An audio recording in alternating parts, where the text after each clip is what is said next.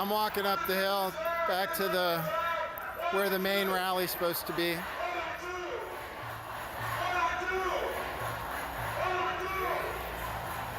Damn San Francisco hills. I'm gonna be worn out.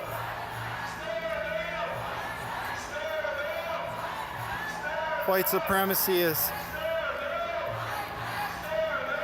terrorism, it says.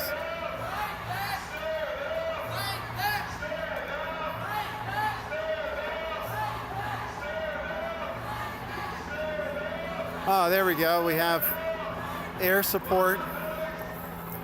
Fascist scum, your time is done. So there's the umbrella. What's that about, guys? Is that a signal? Isn't this weird, guys? That's weird, right? Umbrella. Fuck out of here with that shit. What do you mean, get the fuck out of here? I'm press. Get the fuck out of here. I'm press, man. You don't tell me where to go. I'm in a public place. Nope. Why? You're already wearing a fucking mask. You're already wearing a mask, right? Oh. Man, what the fuck?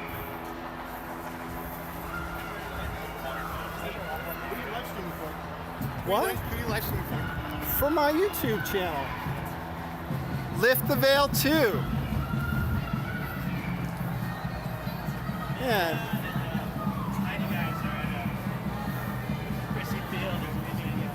What the fuck, man?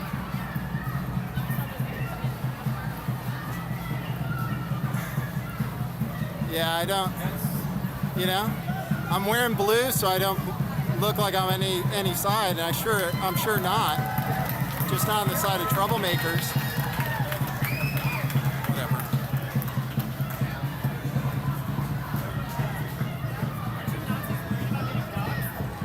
Nazis? I'm a journalist. I hate Nazis. Are you kidding me? Polo to this protest. Why'd I wear a polo? Yeah. So I don't look like I'm on either side. I'm a journalist. Well, polos are on the other side. Oh, so. polos are Nazi? Yeah. Polos are Nazi, guys? That's new.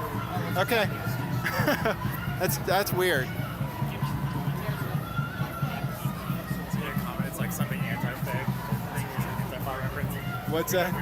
Lift the veil. You know me, right? You know me? You know my channel?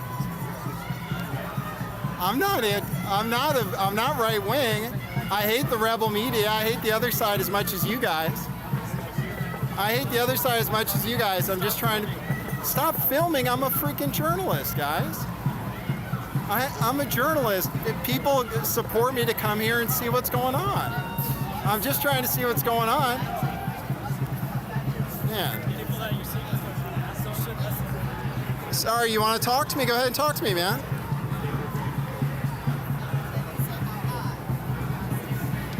I'm just filming. I'm just a journalist. Why are you on my ass, dude? Why are you on my ass? What are you doing? I'm just here covering what's going on. You guys don't want any coverage? You're trying to stop the KKK, the Nazis, right? Not from you. I'm just a journalist. Not from me, so... Oh, I forgot. No freedom of press. Who's your outlet? I have a YouTube channel, Lift the Veil 2. You can watch it right now. I have one called Lift the Veil. They attacked that. Lift the Veil TOO. I'm live right now. Nazi, go home! Nazi, go home! They're talking about me. Go home, Nazi! Go home, Nazi! Go home, Nazi! Go home, Nazi! Go home, Nazi! Go home. Come on, man.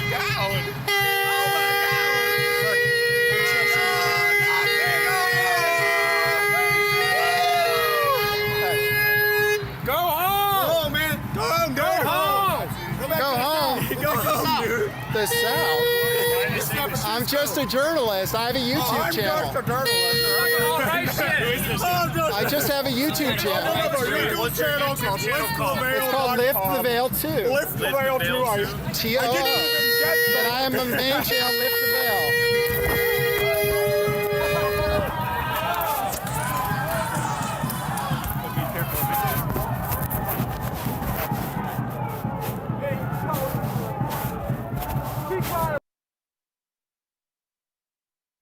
Okay, cue musical intro. Boy, that's brilliant.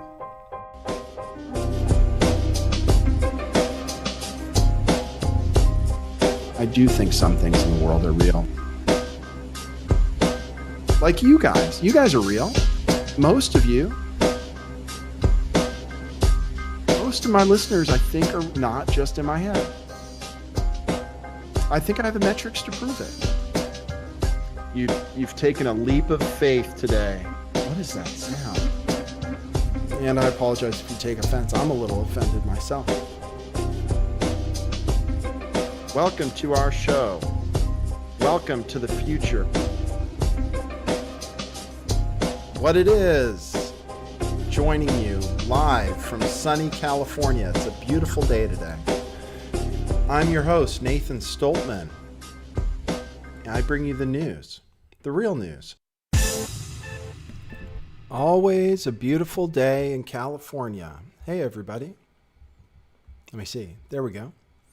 What it is. Everybody's here for the live show today. I hear this is going to be my biggest live show ever. All you have to do is get assaulted, called a Nazi.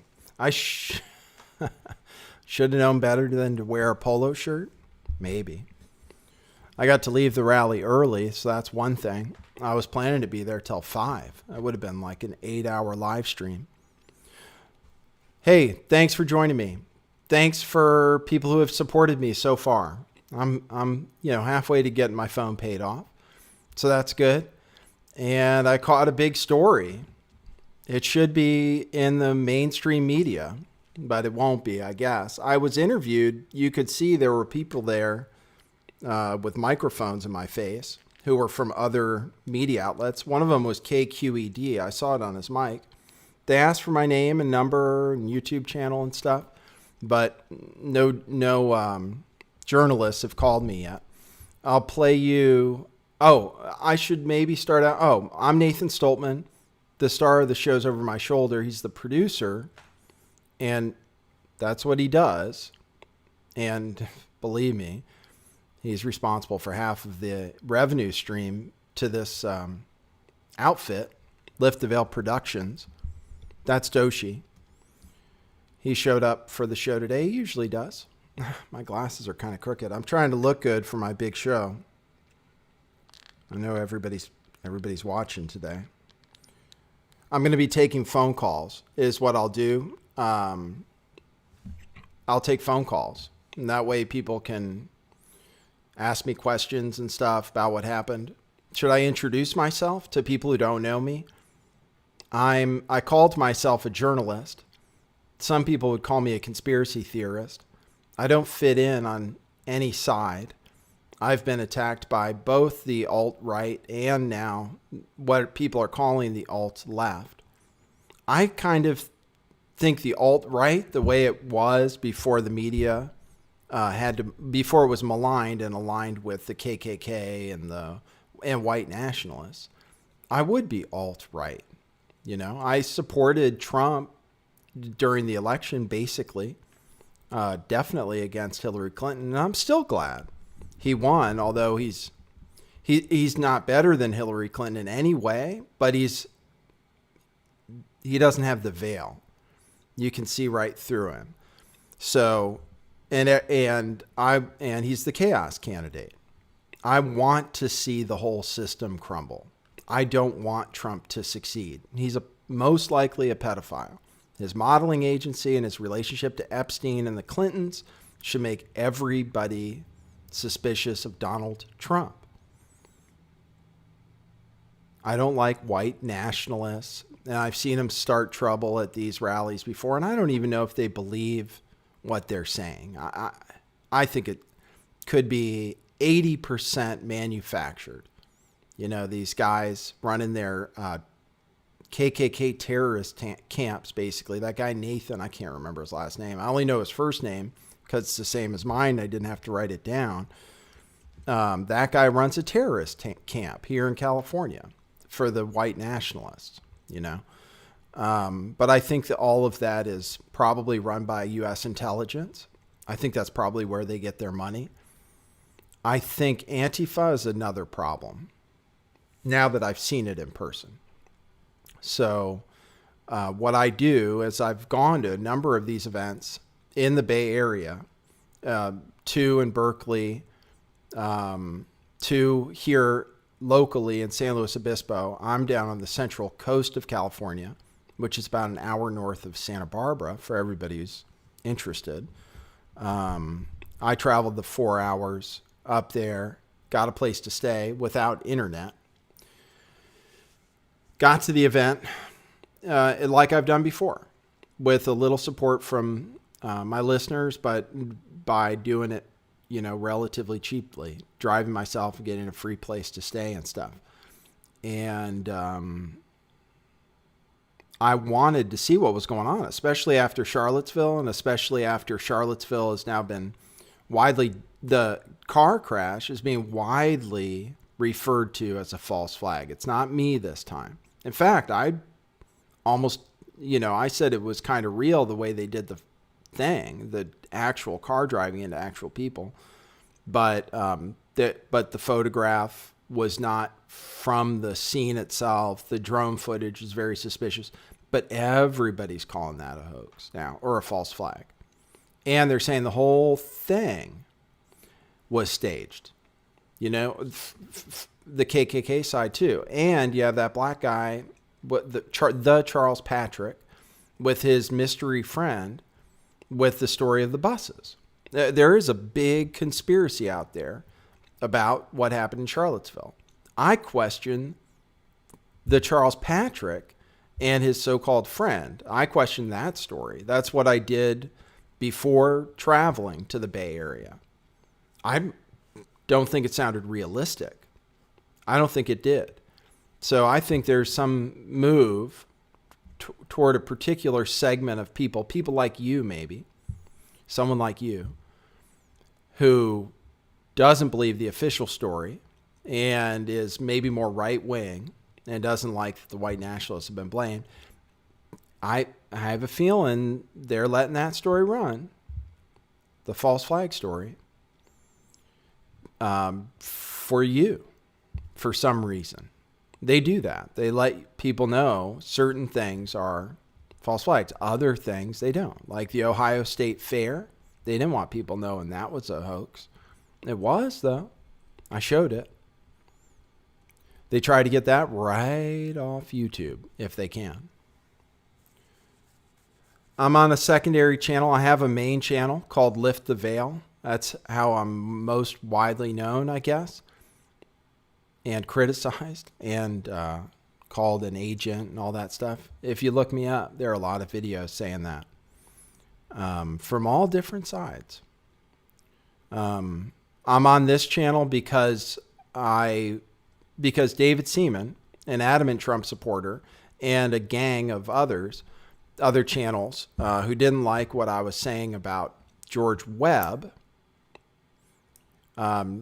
decided to shut me down and try to get me off the internet. So David Seaman launched a crowd strike on my channel.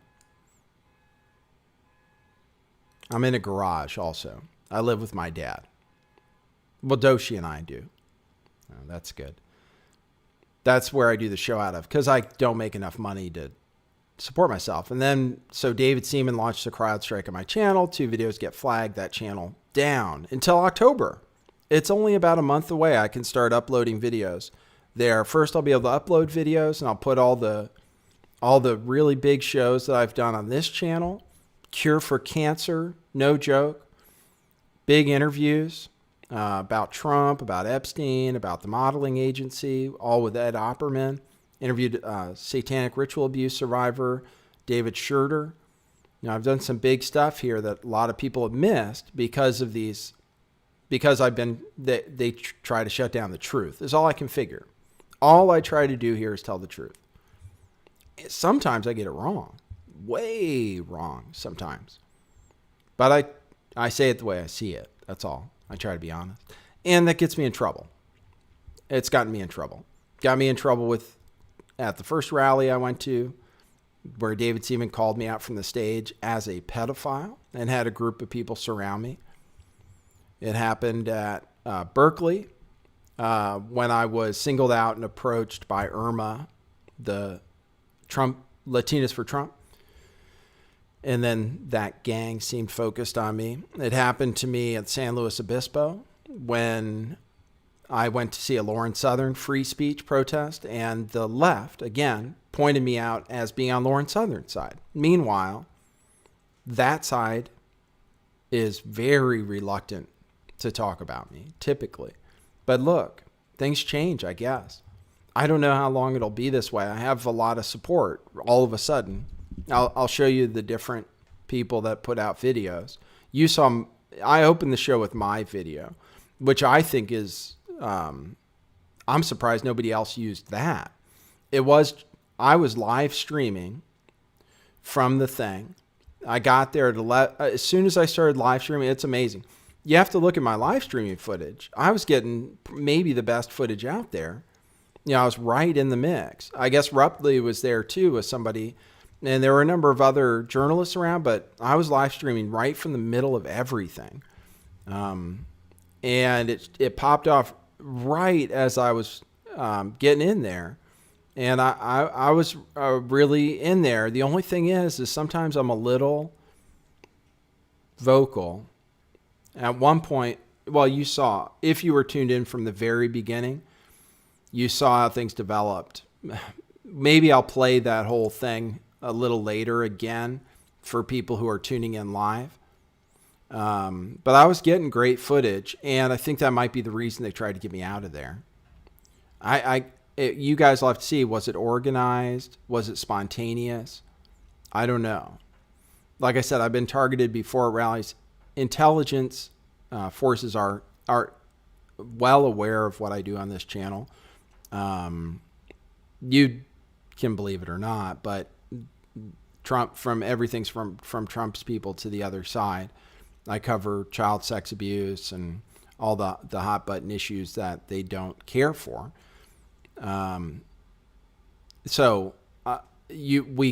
We do question sometimes about the stuff that happens at events, especially with Antifa being controlled from the top. I mean, it's a color revolution that we're having. I think they've hoped to inspire the white nationalism more than they have. I think they hope to inspire more hatred from the right than they've been able to, towards blacks, towards communists, what have you. I think they've tried and failed with the right for the most part. I've been to the rallies. In Berkeley, one of the rallies, I spent a long time. I was mostly with the other side. This one, the other side wasn't there. I would have been going back and forth, but it was all Antifa, all counter protest. There was no protest, just a counter protest to something that never existed.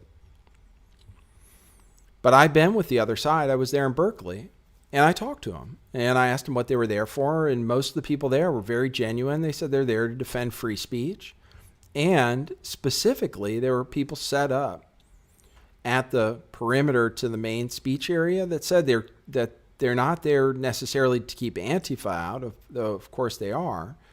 They're there to keep the white nationalists out. That's what they told me, on camera and everything. And you hear it over and over again. This guy, Joey Gibson, who organized this Patriot Prayer, is black, or he's not white. And no matter what these groups say, and I don't agree with them necessarily at all. I think I think they may be controlled opposition too, meant to stoke this stuff. But it's good they pulled out of this thing, and they can't be blamed for anything that happened there. They didn't destroy property and stuff, but what they did to me is assault and theft, robbery. My phone's gone. It's not paid for yet. Fortunately, I owned it. I didn't have to pay a balance on it, and I was able to get the new phone on credit. So I just had to. So I'll tell you what happened. I didn't go into a sob story, and I'm fine. I wasn't really rattled by the situation so much as just irritated. And I really try to keep positive, and I have to forgive the person who did this and the people that did this as being misguided, perhaps lied to. But there's something wrong with them. There's something wrong with that side. So, and more than I knew, about. Anyway, so I was able to get a new phone. Praise God, and I'm just hoping I'm getting some attention from this thing. I'm told this is going to be my biggest live show ever. I don't know about that. But I'm getting some attention from it, and maybe I'll get the phone paid for. If maybe by the end of this show, that'd be great. PayPal.me/lifttheveil. Or if you only want to do a little bit, patreon.com/lifttheveil. You can sign up for a monthly thing. And Patreon is a double whammy because you also, not only do you get to support the show, which improves the show for you, not only that, and you get me to cover stuff. You also get archived episodes there. Because I get flagged so often, I move stuff there now for safekeeping. And then I'm also trying to be a professional channel because of the interviews I'm getting. So I move superfluous stuff or stuff that might make me look crazier to Patreon now. So anyway, it's $1 a month minimum for that, which is 5 cents per live episode. So you should feel bad if you don't do it. You should. And then I take crypto too. And I talked about LiteCoin, like when I was talking about crypto back in July. It's up over 20% today. I had an article about it in Forbes. I guess that's why. So I give advice on this show too. Spiritual advice, financial advice. Or I say what I think is what I do, and then people can take it as they will. So it would be cool to get that thing paid for. It'd be cool to get some support from going through this. It was a pain in the ass. When they take your phone, you're out of town, no internet where I was staying, right? So I walked a couple miles from the thing. So I took the train into town. I got a ride to the BART station locally, which isn't real close. I got a ride from someone I was staying with, and then took the train, checked out the counter protest forming up in front of City Hall, which I thought was where the counter protest was happening. I didn't know there was one planned for 11 a.m. at the, what was it called? Alamo Square. I didn't know that was a thing, but I was headed to Alamo Square and I wanted to be there by 11. Lo and behold, I get there at 11. I start live streaming at 11:10, which is a 1:11, by the way. And everything goes off immediately. And I was out of there. I guess I was live streaming for 41 minutes. So that's as long as I was there, till noon. I had to leave. I mean, I couldn't stay. They were telling me the people were like, you should just get out of here. Even the people who were not violent and stuff, but who were maybe on that side and realized what happened was effed up. I'm hoping, really what should happen is, I don't know if there's a head of Antifa or what, but they should buy me a damn phone, really. If they can't return the damn thing. I'm hoping the guy that took it, now he knows I'm not a fucking Nazi, that he'd feel bad, and want to give it back because it's useless. It's just brick. It's just a brick. Right now, you can't use it. They didn't screw anything up, I don't think. I think the phone locked right away. Everybody's worried that I need to shut down my phone and stuff. If they were going to do anything, they would have had to do it immediately. I had to walk the 2 miles back to the train station, take the train back, and then cabs don't exist anymore, it turns out. So I'd walk 2 miles uphill back to where I was staying to find out nobody was home. I didn't have a phone.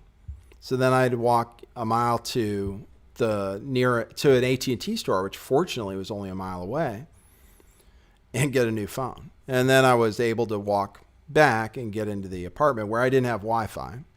I couldn't live stream and stuff. So And then I drove the 4 hours back home.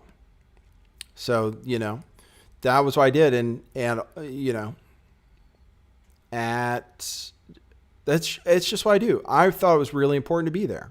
I thought it was really important to be there and see what was going on. And we found out something was going on. Early on, I got a feel for it. There was, maybe I can play some.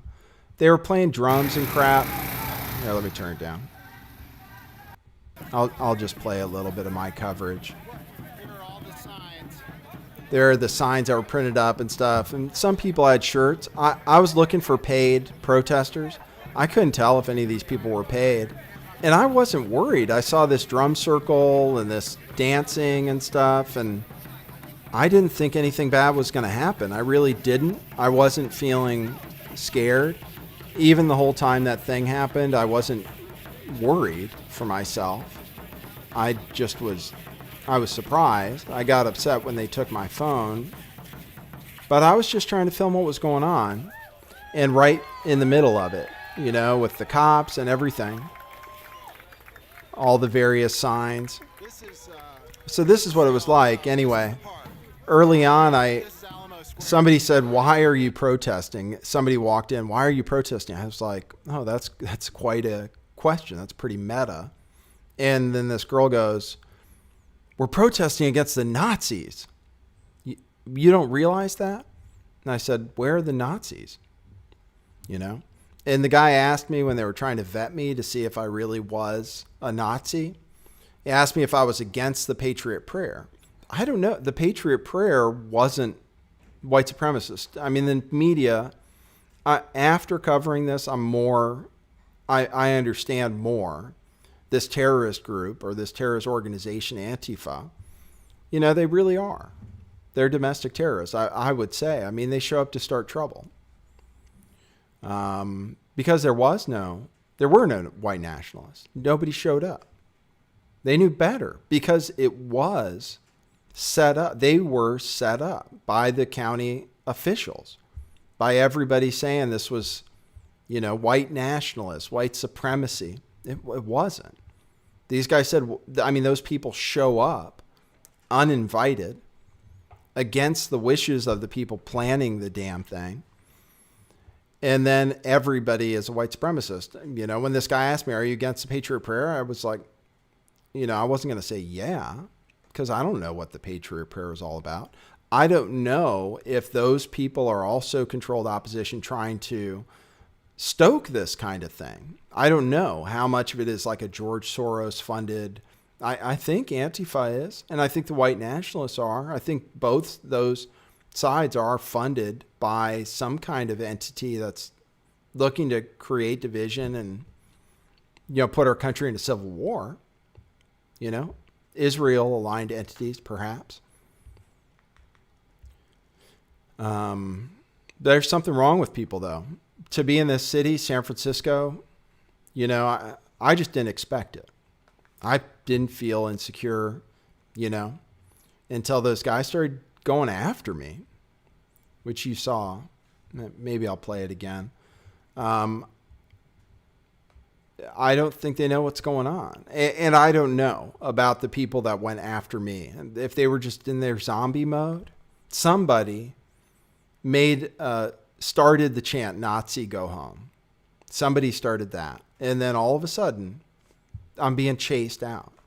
"Nazi, go home. Nazi, go home." Because you'll hear, guy says, "Why are you wearing this guy, girl, transsexual woman, whatever, asked me why I'm wearing a polo." And I said, "Why not? Why not? You know, oh, polos are with the other side." Ask the other side if I'm with the other side. With all the videos I made about Trump and the rebel media, Lawrence Southern, with all the trouble I've gotten into with the proud, you know, that crew, you know, ask them if I'm on their side. It's tough being where I'm at because I don't get the attention. I don't get the, you know, I'm critical of everybody, even me. I think sometimes I'm really not on point. I'm not critical of Doshi, though. He doesn't take criticism well, is the reason.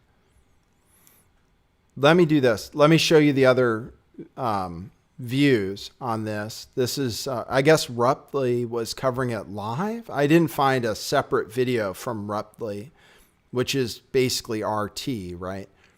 They were covering this protest because they like to show chaos in America. They're okay with that. The MSM doesn't want to show chaos caused by that side.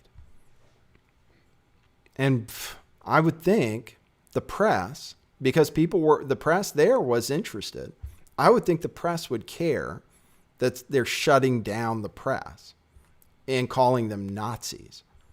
I would think they'd care. But at least the right-wing media and the alt media seem to cover it. Let me see. I hope my levels are right. At least they covered it. And I want to thank everybody who did. I have a little list of, first of all, the Beverly Hills Antifa tweeted out something. I guess they're a parody account. They tweeted out something about it. That they got the stuff from Ruptly too. I think this might be the best shot of the whole Ruptly footage here. I'll put it on. Fractal Truth helped me out. Let's see who else. Tim Pool made a video about it. He asked me if I wanted to give a comment. He said he would promote my channel, but I don't see a link to it in his thing. That's all right. This fits the alt-right narrative, so people are picking it up. Thank goodness. I wish it fit the mainstream narrative because I'm not alt-right. They can go through my stuff. People can go through it. You know, I'm sure they're looking to see, oh, was he really alt-right and lying about it?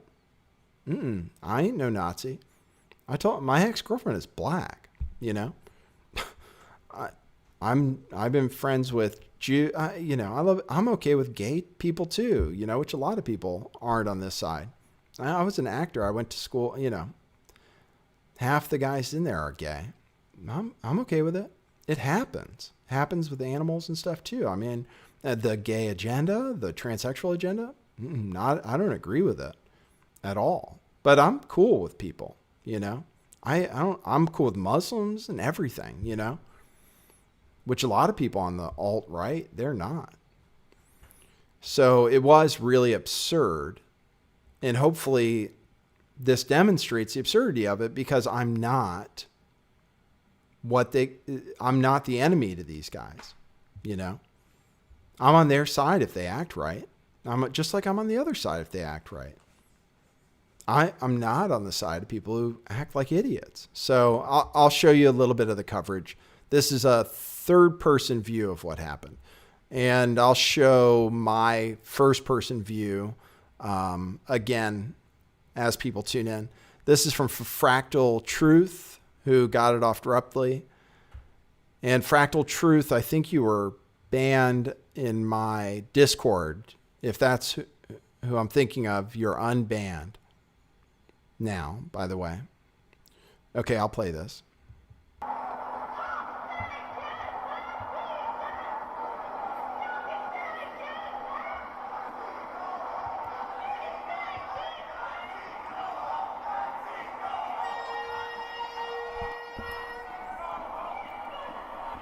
That's me in blue.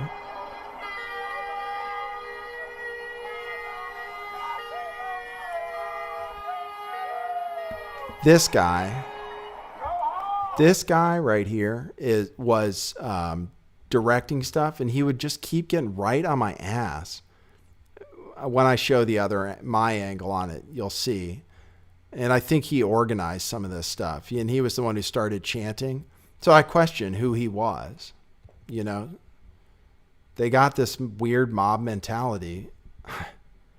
I don't understand why everybody got so excited. They didn't know who I was. I guess they just jumped in on it.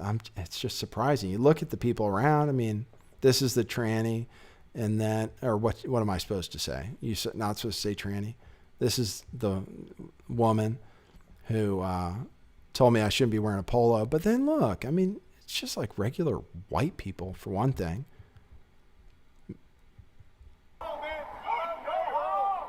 Go home.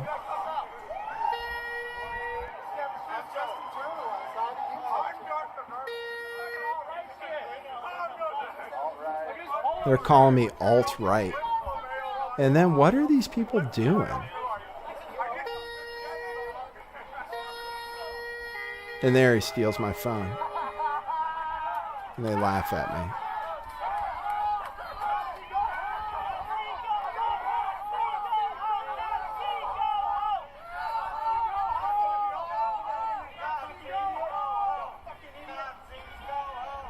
I don't know why this happens to me. You know, people call me a fucking idiot. It's upsetting to watch, you know, just these fucking cowards.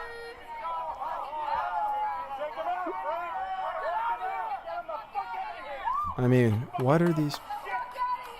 They're all calling me Nazis. What's wrong with these people?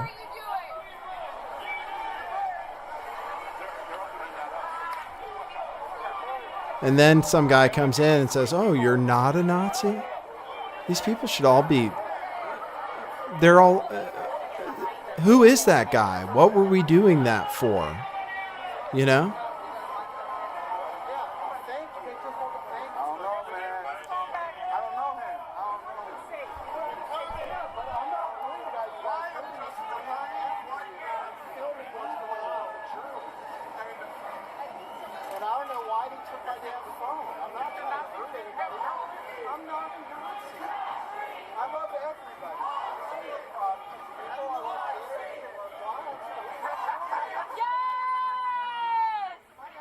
People thought this was weird.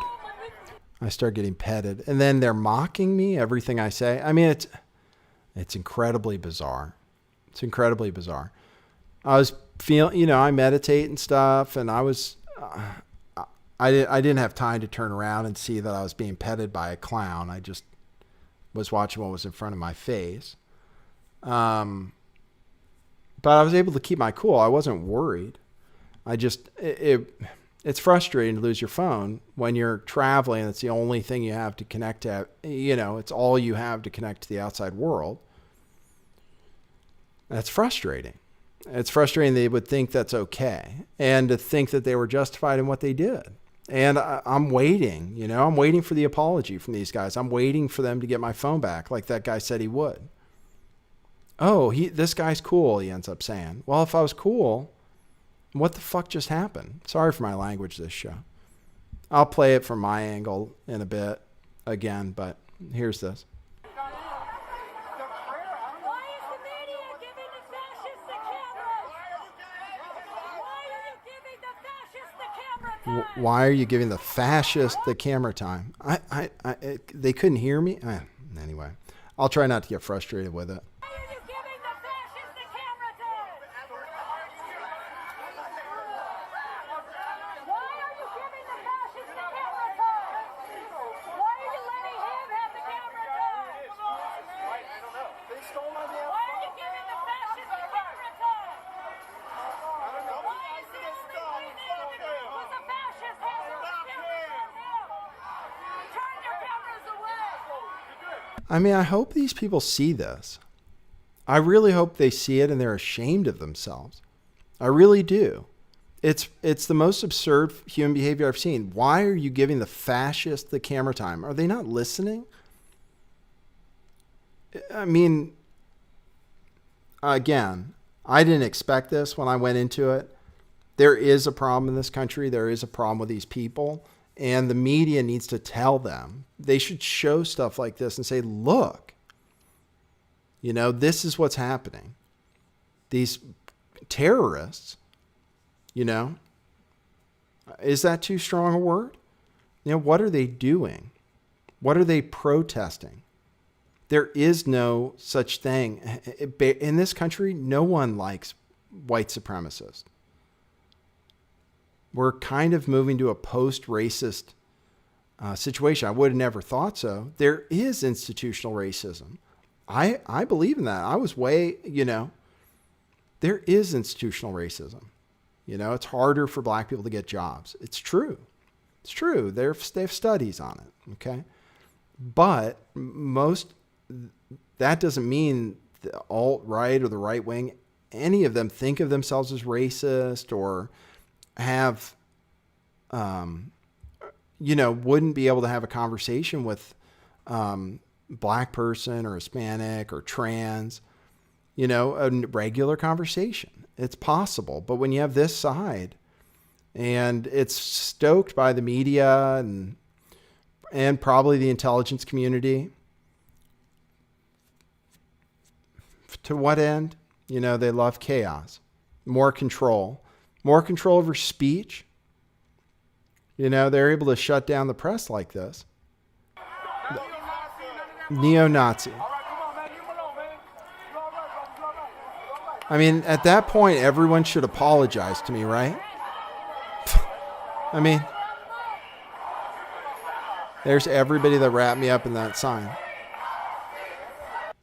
Oh, fuckers. I think it's the same stuff here. This is just another view.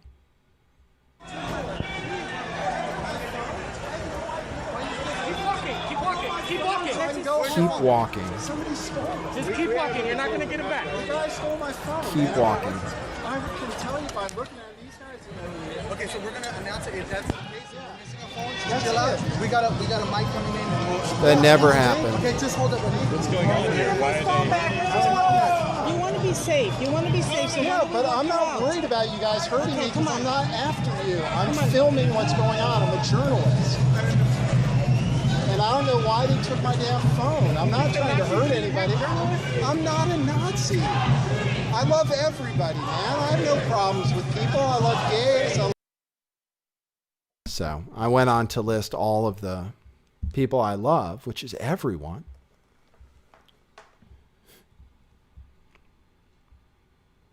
I'll play the from my point of view, which is what most people haven't seen. And then I will be taking phone calls. So we're patiently waiting for that to happen. So I got support from all kinds of different places. Tim Pool made a video about me. I'm not sure. It's 10 minutes long and I haven't watched it yet, but this is, some of the support I've gotten. Tim Pool, who I talked to at one of the Berkeley rallies, he was hanging out and photographed with the Proud Boys and stuff who aren't, on my side for sure, since I was totally opposed to the Zionist rebel media, who they were tied up in, and the 666 crew. The 666 crew is also a problem for me. Cassandra Fairbanks was with David Seaman when he pointed me out from the rally and was photographed in Comet Ping Pong. Richard Sherman doesn't care for me. There are a few Irma didn't care for me. Brittany Pettibone agreed to be on my show once and then turned that down after the Pizzagate incident. So Tim Pool is associated with a lot of those characters. But I was also retweeted by Cernovich, who I've made episodes about being involved in the Epstein lawsuit on the side of Epstein. I've talked about that. I talk about InfoWars. I say that Alex Jones is Bill Hicks, which I believe, but I don't say it much anymore. But I will say he's not, I don't think he's 43 years old. And I might bring that up if he ever has me on the show. This is something, if things were real in this world, Alex Jones would have me on. He's had on David Seaman for much less. I'm a real YouTube personality. I have a channel that has about 30,000 subscribers before it was shut down. And people like this channel too. I do a real thing, a show all the time. People tune in. Some people are generous enough to support it. But it's good. It's better to have people on my side than against me. And I fit the narrative now. So it's great. It's great to have the support because I'm not attacking people anymore. That's the good news. I just want to mention I've had run-ins in the past. But I've had people on my show too. I had Marco Gutierrez on my show, Latinos for Trump. I get good interviews. But I don't fit in a box really well. Here's Tim. I'm just going to play a little bit because I haven't heard it yet. So How's it going, everybody? So you may have heard that many right-wing events, free speech rallies, whatever you want to call them, were canceled in the wake of Charlottesville. So, after all the violence in Charlottesville, many people who were planning these rallies got cold feet. Not just cold feet, but there was concerns for safety, the escalation of violence, and people kind of decided, you know what, we probably should just not do these events. Boston still happened, and there was a massive counter-protest. And I did a video where I said the rallies should probably pull back, right? You should probably chill out for a little bit and let things de-escalate. And that's exactly what we're seeing. But in response, we still are seeing massive protests from the left going out in the streets, most notably just the other day in San Francisco.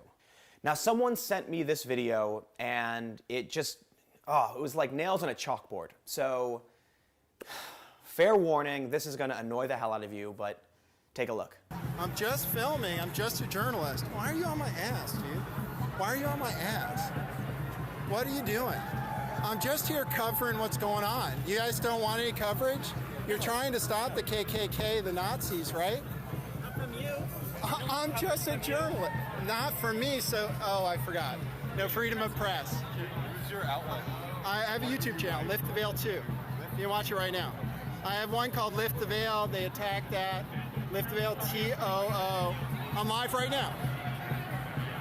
Nazi, go home! Nazi, go home! They're talking about me. Go home, Nazi, go! That guy, I really don't trust this guy right here. Anyway, this is the video I was going to play, so it's good. It's good anyway. He used my footage. I told him he could. Go home, Nazi, go home, Nazi, go home, Nazi, go home, Nazi, go home. Come on, man. All white people too. Go home! Oh, man. Go home, Go home. Go home, dude. The South. I'm just a journalist. I have a YouTube channel. I just have a YouTube channel. It's called Lift the Veil 2. Lift the Veil 2. TOO. But I am the main channel, Lift the Veil. I do not know.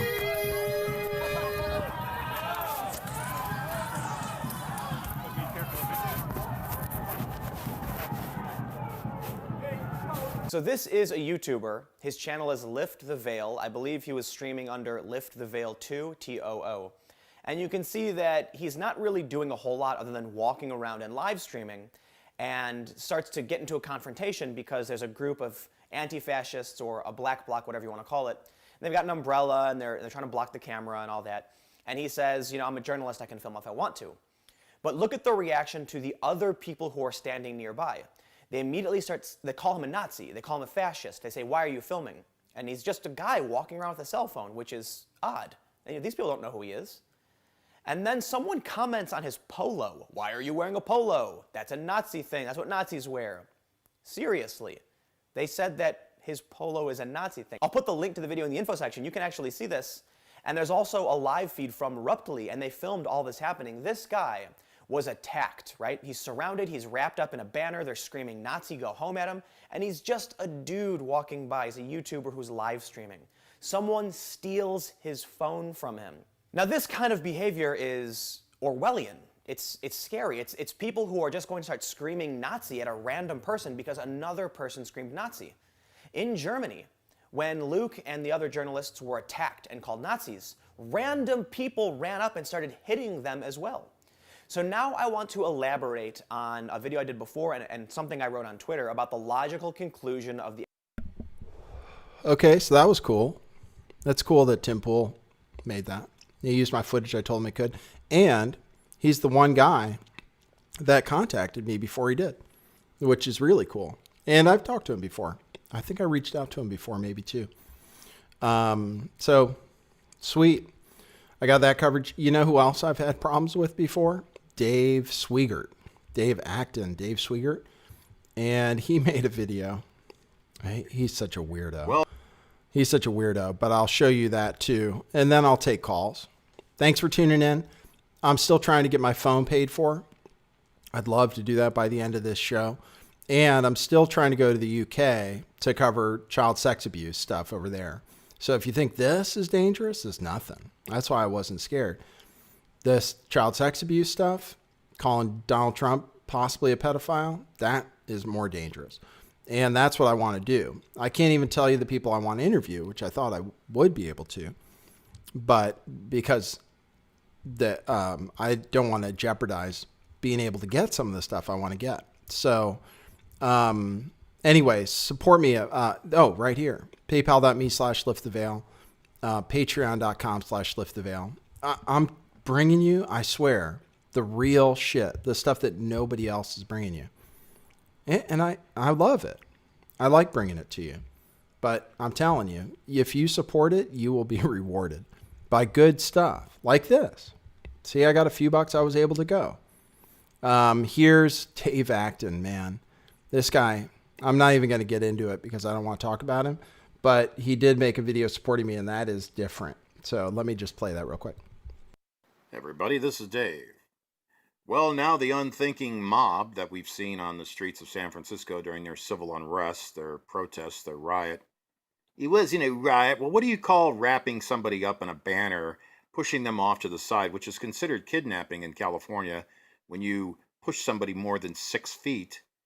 What do you call it when you do something like that to a journalist, which I'm not saying I'm crazy about, but Nathan Stoltman, Lift the Veil from San Luis Obispo, lives with his father down there. What do you call somebody who's mild-mannered, walking along, but he has a polo shirt? Now, what happens if that was an autistic man? What happens if that was somebody who was a little retarded? What happens if that was somebody who didn't understand what was going on, and they're wearing a polo shirt, and you label them a white supremacist, a Nazi, and wrap them in a banner, push them to the side, which is considered kidnapping in California if you move somebody more than 6 feet. So you basically kidnap somebody, a felony, push them aside, and steal their phone. I don't know, how much do phones cost these days? $300 or $400? It's very personal. $850 cash, sir. I'm a professional. I have to have the good shit. Yeah, it's too bad. Anyway, he supported me too. He called me mild-mannered. It'd be nice if he had said that to my psychiatrist instead of emailing him and telling him I'm crazy because of the stuff I was saying on the internet. Be nice. Instead of having somebody call my dad, and instead of what else? Oh, writing a letter to my dad and my mother, deceased, telling them I'm crazy and that I need to stop broadcasting. That'd be nice, but this is something, right? It's a step in the right direction. Phone's open. I'd love to hear from you, my gracious fans. Thank you for all your support. I couldn't do it without you. And I'm okay. No big deal. Just money for the phone. I wasn't ever worried for my safety. Those people are cowards. They really are.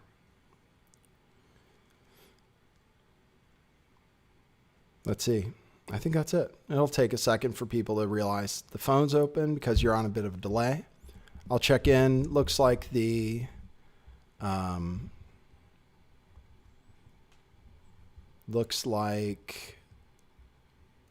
people are in the chat. Looks like people are tuned in. Curious what we'll get for phone calls. Maybe I'll get an interview phone call from the press. That'd be great. NPR was there. I mean, NPR at National Public Radio, KQED, the local public radio station and stuff, they were interviewed. I had a mic in my face with that on it, but I don't think they're going to cover it. I don't know. I mean, I think the person who got the audio would think it was a big deal. It's the only thing that you can see that happened there, I think. I don't know if there was any violence or anything. It was probably the most obvious case of them just being, I don't know. Really, it wasn't cool. If I think about it, it does make me upset. But I'm okay. I meditated and stuff. I got a new phone, which will work just like the old one did. I was able to live stream already with it. God works in mysterious ways. cause and effect. The law. Everything according to the law.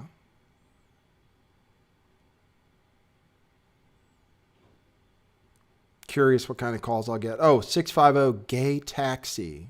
650-429-8294. Oh, shit. You know what? People might be already trying to call. Okay. Yeah, they are. Okay. Let me just call. Okay. That'll open up the phone thing. Yeah, this is that thing that happens. I'll call this person back. Okay. Let's see if it works. I got it on. Oh, incoming. Cancel. I'll answer this. Okay. Hey, this is Nathan. Hey, Nathan. How you doing, buddy? I'm doing all right. How are you? All right, man. I haven't checked your channel for a few weeks, but I saw what you were talking today just briefly, and pretty sad that First Amendment is under attack, buddy. Yeah, no kidding. Yeah, they wanted me out of there, and they did it. Yeah, it is a shame. But you standing, you going to the front lines like that to show the example of what's occurring in the universities and the propaganda and the manipulation of the youth. It's important, so I'm glad you're safe. Thanks. Yeah. Yeah. People still need to see what's going on. That's why I was there, not to be afraid of anything. And I was really surprised at what happened. I wouldn't have guessed. But yeah, it is important to see, I think. Yeah. Oh, it is. And I think my main point for the call today would be, when you look at the definition of fascism, a lot of Nazi fascist talk, Mussolini wanted to control three things in that system. The first one was the opposition. So obviously anybody that's a dissenter is being crushed. So that's number one. Number two, if he wanted to control the industry. So that's interesting how our industry has left America. And number three, he wanted to control the commerce. So when you look at what Amazon has done with the Whole Foods and what percentage of commerce they control, it's kind of weird how the corporate model is using a fascist system. Yeah, it is weird. Well, and then you think of Bezos controlling the press himself, owning the Washington Post, Yeah, there was a huge article from Bernstein, which is Woodward's right-hand man that broke Watergate. I don't know if you saw the WikiLeaks article that Bernstein wrote like in the freaking 70s about the CIA controlling the media. Mm-hmm. Yeah. You got to read that. It's a 25,000 word. And this is from the 70s. Yeah. It's been going on for a while. We're just seeing it better now. But it's been going on for a long time. Yeah. So I just hope everybody, here's the thing is if we criticize people for asking questions, that's your first red flag. Yeah. If questions aren't respected, because someone wants to give you already a manufactured answer, that's where the red pill is introduced to society is, what is this echo chamber we've created in social media and Google? That to me is the tip of the spear is how do we respect people that ask questions? Good question. I don't know. We're having to forge it our own way, Definitely not with advertising, definitely not with any support from the mainstream, but just trying to use technology to our benefit at this point. But it's hard. Yeah, it's hard to ask questions, it turns out. It turns out the question is the enemy, and that's what we got to be worried about. But the good news is Plato talked about all of this. So this is not a new thing. Yeah. This is just kind of rich people that are in power. But the problem is rich people aren't great leaders. They don't want to sacrifice for the masses. Right. They're very good at gaining money, but that shouldn't be a leader should not necessarily be somebody who is good at gaining money. I agree. That's what Jesus said anyway. I don't know. What do I know, buddy? Right, exactly. We all want to be Christian, then it's definitely not about that. Not at all. It's just about sacrifice for the greater whole. And so I think, keep up the good work, buddy. I got to go do an NFL draft. Okay. And good take luck. care, be safe, and I'll be checking you later this week. Okay, cool. Thanks, man. Okay, cool. I get good calls on the show. This is a good show. And there's important stuff. The cure for freaking cancer. Hardly anybody saw that episode. And it's legitimate. Being suppressed by the medical industry. Talking about corporate autocracy. We live in an effed up world. But the news from this channel is good news. We're seeing it. Lifting the veil. We're seeing it now. It's always been like this. Since Babylon, it's always been like this. It's not different. We can just see it better. It's just being revealed. In this time, things are happening. Things are being revealed. They're coming to the surface. So we can see them. And the light makes them less powerful. And it is multiplying. People are waking up. You guys are waking up. You guys are thinking about different stuff. That's it. That's all we need. You have to change. We're changing. We are. People know it. People know there's a shift going on. Some of this stuff is about that. Just lifting the veil on what's going on. Hopefully people see it.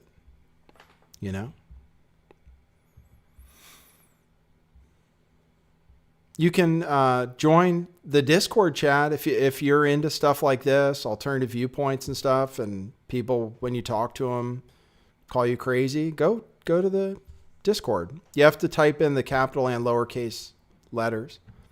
And see if you like it. You might not. There are a lot of different sections. There's one on how to make videos if you want to do something like this, or just put your views out on YouTube. This is Nathan. You're on the air. Hey, Nathan. It's Mama Frog. Hey, Mama Frog. What's up? Not much. I've never called in before, but I thought I would just call in right quick and say that I'm glad that you're back home safe and that didn't turn out to be any more than it was. Thank you. Thanks very much. Also were just talking about the cure for cancer. Yeah. How that's being repressed and stuff. Truth Free Media did a video that they had technology, I believe it was, I want to say the 50s, it may have been later than that, about vibrational frequencies that they could use to cure cancer. Yep, I believe that too. But you can also use Rick Simpson oil. Rick Simpson oil also is a cure for a lot of cancers. Cannabis product. It's insane the amount of things that can actually be done holistically or that are non-invasive that can create great sense of wellness and wholeness. Yeah. I'm actually doing some looking into nano mesh tech that they're using now to brain map, and it's pretty crazy. I just started doing the research on it. I'll hopefully be able to have a video on it out, but it's along the lines of technology that's been around for a long time, and they're just now getting it out more mainstream. Yeah.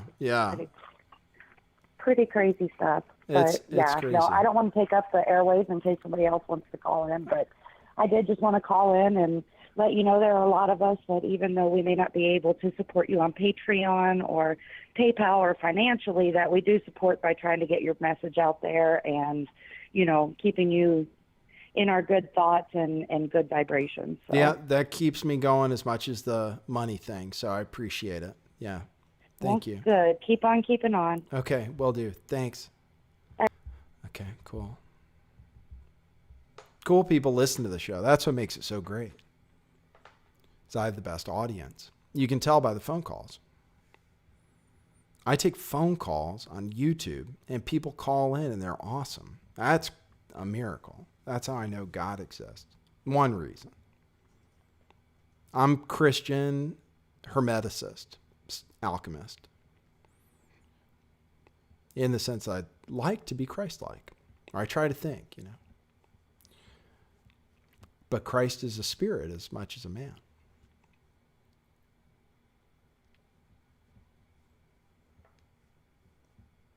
a spirit that can work through us. If you believe, if you have faith. So stuff like this, you just have to think. It's part of the plan. No big deal. I'm still blessed, right? I didn't lose anything, truthfully. I'm still here. So, not the end of the world. And, people support me and stuff, which I really appreciate. Which actually was unbelievable to me. The first few donations I ever got, I was like, oh my God, I can't believe it. People really do. People value what goes on here, which is amazing. 650-429-8294. 650-GAY-TAXI. If you're calling from overseas, I was advised you could check out like Viber, and it's cheap. It's not an internet phone call. Like I could set up a Google Hangout, but that's complicated. But you could call using one of those apps like Viber. It's really cheap, apparently. So if you want to call from overseas, because I do have listeners over there. My listeners in the UK are great, Australia, everywhere, Germany. They're all great. Everybody's great. Canada, I want to throw that in there too. Canada. It's a good day. Good day so far. Things are okay. Rick Simpson oil is a cannabis product, cures cancer. Easier to get than GC-MAF, which is the medical cure for cancer, which they're just trying to, drive out of existence. I don't think they're even in the UK anymore. I was going to see about visiting the facility that makes it. 650-GAY-TAXI.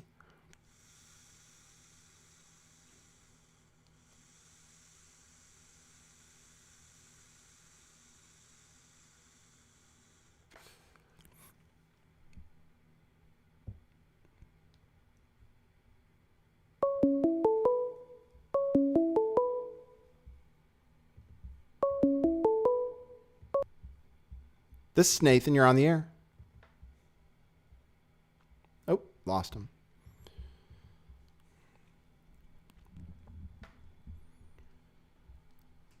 What else can I tell you about me? I don't know. People say I talk about the flat earth, but I don't think it's flat. So I'm out of that box too. I don't fit in a box.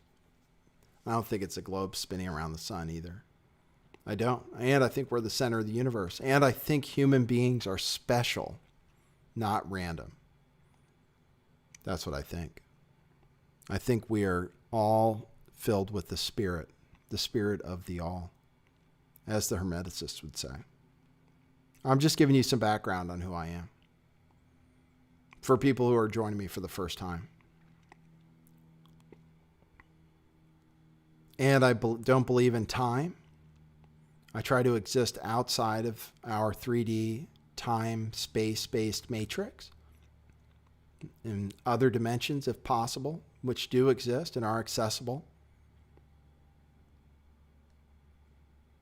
I don't believe in death for that reason. If there is no time, there can be no death.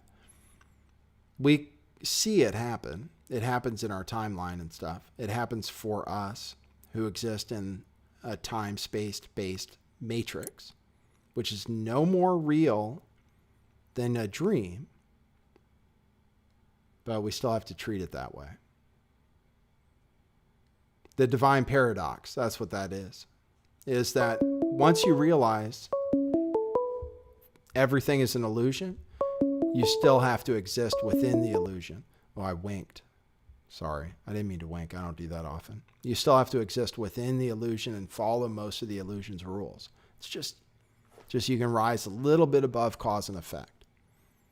The higher planes dominate the lower. I'm just giving you a little philosophy. The higher planes dominate the lower, as above, so below, which is in the Lord's Prayer. It's Christian too. People don't realize that. People think as above, so below is a satanic thing. It's not. The Lord's Prayer, it says on earth as it is in heaven, or in earth as it is in heaven, which everybody would have known means as above, so below. Those are the kind of things I believe in. This is Nathan. You're on the air. Hello, Nathan. Can you hear me? I can hear you just fine. Thanks for calling. Okay, man. I'm calling from the UK, and what I wanted to say was it's good to hear that you want to crack the world thing, because it definitely needs to be cracked. I think you were a little bit naive wearing that shirt, man. Yeah, sorry. I didn't realize. I know. I didn't think about it. So you learned a good lesson there, man. But gosh, you did stick out. You did stick out. And that whole thing was a Stephen King nightmare. Yeah. I follow the US because obviously that's where things are being tried out and everything. So it's fascinating to me. But wow, well done for keeping your cool. I mean, that was weird. I mean, I'm following everything that's out there, and you're living in all this kind of deceit. It's right in front of your faces, and it's frightening. It's frightening. Yeah, it's frightening. It was discouraging to see in person, I would say. Well, alarming. Those people, and yeah. But I think you need to. What you said, that you want to change the world, so you need to go away from this shit, man. Because unless you get a better camera and you can put it on your lapel or hide it and walk around with a bit of a coat, be a disguise, not so much like a fucking beacon. Yeah, no, I know. Well, I realize that, but just in general, I think that was my last event. I just don't think I can cover stuff anonymously. It seems like a photographer could, So yeah, I'm probably out of the event coverage for now, unless you need to go somewhere and get a disguise or something. But it's probably not worth it. I'm trying to get big interviews and stuff, and I don't need to open myself up to that kind of mob attack. No. Just keep being who you are. I'm slightly worried maybe that, I don't know, it's difficult to say, but I don't know. Just keep going on when you first started and everything. I mean, it's about cracking it and changing it, and we all want to do that, and probably we all want to bring the dam down, but at least we can do is make a crack. And, so, put your talent and industry into, getting that crack, bringing the system down. Okay. Just don't go out there again like that, because, Well, maybe this made a crack in its own way, So maybe we still have that, because we got to cover everything. But I won't be going back to any. But maybe this still made a difference, even though it was kind of tragic. It was tragic. It was, and I'm not. I kind of like laughing in a way, but I'm just laughing at the absurdity of life at the moment. It's absolutely. It is quite crazy. And you're coming to the UK. I'm in East Sussex. I've got a yurt, and if you need somewhere, if you're ever around this area, you're welcome. You're in Sussex? To stay here. Okay, cool. Email me or something. Email me. South England. Okay. All right. Yeah. Depending on where I have to go and stuff. Yeah, I can't reveal anything about where I'm going to be or who I'm going to be with, but email me, and maybe we can be in touch if I need someplace. No. I mean, I've got a van that I use a storage area and stuff, so I can doss in that. And if you're around this way and you need a place to stay, you can be in this yurt. Okay. All right, no problem. Yeah, just email me so I can contact you, because I won't be able to get it from your phone number and stuff. So just email me and let me know, and I'll be in touch if I need anything. Is your email in your contact? Yeah, lifttheveil411@gmail.com, and it's in my description for every show. All right, man. Yeah, or you can direct message me on Twitter and stuff too, whichever. Yeah, and I understand this thing all about Patreon, and I'm off the grid, obviously, because I'm in Europe, but And I understand that, yeah, you need that and stuff, and I would like to contribute and stuff, but it's not always easy. It's not always easy. Yeah, and I understand. You know, I understand. A lot of my listeners are in the same kind of state I am, where they can't really afford to do that kind of thing. So I get it. And I take cryptocurrency for people who want to be more anonymous. I have all the addresses in there, but that's okay. The other support is just as valuable. So I mean, just having your prayers about this, the plug up about cryptocurrency and getting people to put their money into a computer system, which can be easily switched off. I mean, I think going back to the old adage of having heavy metals, precious metals, gold, silver, whatever, is a lot better, though, surely. Well, because I know it might be doing well, and if you're thinking that life's going to go on, but obviously it's not. It's all coming up to a boil. We're living in a boil, and the only way to get rid of a boil has to be lanced, doesn't it? So I don't know about this digitized stuff, man, because we're not in control of it. We're not in control. Well, it depends. It depends on how you think things are going to go. But yeah, I should remind people probably that even me, I don't have much in it, but I have hope for it. And I think, taking donations in is a good idea, because I really think it's going up in value, and I'm not as concerned about a shutdown of the internet, but I was, and I'm still invested 85-15 precious metals to crypto. So I'm still actually in the same boat. I'm not trying to sell my silver and buy crypto with it, in other words. So I'm with you. I still think precious metals are the safest. I should probably remind people of gold and silver, because they should be they're going to go into a bull market too. So they're a lot more reliable, and you can use them to walk down to the store, or you can use them to get cash somewhere when you can't do that with your cryptocurrency. And even now it takes time to do that. So I'll remind people of that more. Yeah. I mean, because my worry is, being an ex-computer person myself, is this whole thing that's coming out, especially with 5G. I predominantly started all this stuff with, what they were doing in the skies, and that to me is predominant. I'm working on a school now, and I'm helping put in some windows, and I'm next to an oak tree, and a lot of the oaks, these beautiful little acorns, they're fucking mutating. I've never seen that before. Never seen that before at all. And things are changing. Things are changing. I'm not talking about people. I'm just talking about there's a change going on. Things are changing. So, we need to. I don't know. Well, yeah, we have to keep our vibrations up, I would say, and, pray and whatever it is, repent and be ready, like we were told to do, is just be ready, because things are changing. Things are changing. Okay. All right. Anyway, I'm glad you're safe. Cool. And speak to you soon. I'll send you an email. Anyway. Thanks, man. Love to everyone that's listening. God bless. Bye. God bless. Great. See? Yeah, that's what I say. Pray and stuff. Because things are changing, but as above, so below. Work on your spiritual thing. Then change your earth thing.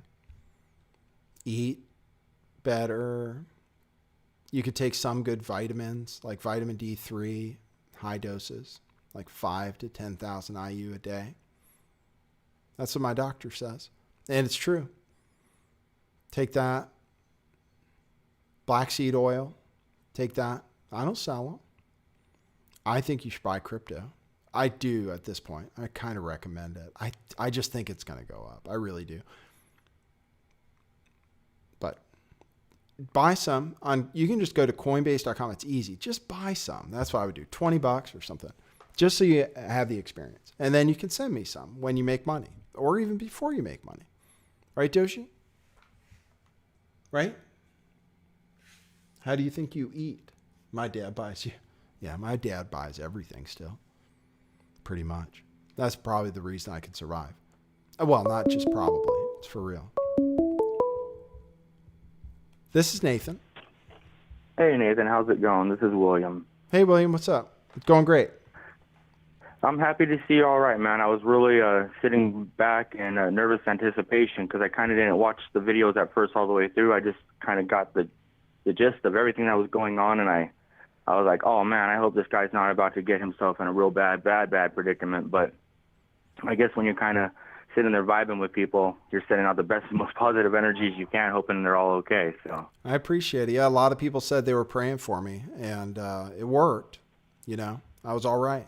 It has a way of doing that. It really has a way of coming through. Yeah. So I wanted to talk about something, and I've called in a couple of times, and we've usually had a pretty nice exchange correspondence, you know, and I don't see any reason why we would have anything otherwise. And but let me say, this is Liam Xmail, right?